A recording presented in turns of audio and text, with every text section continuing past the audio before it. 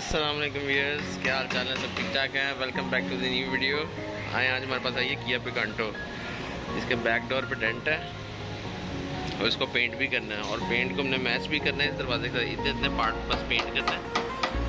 हमारे डेंटर भाई जो है लगे हुए हैं डेंट निकालने के लिए, इतने इतने पार्ट पर सिर्फ पेंट करना है।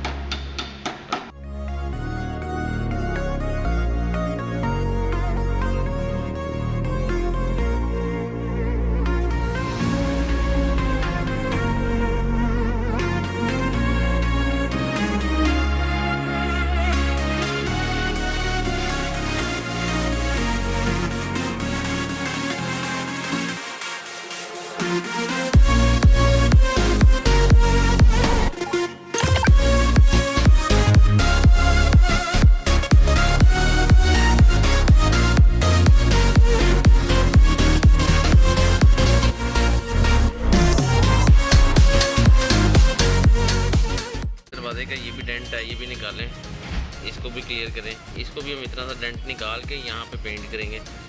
चलें आइए आपको दिखाते हैं इसको भी।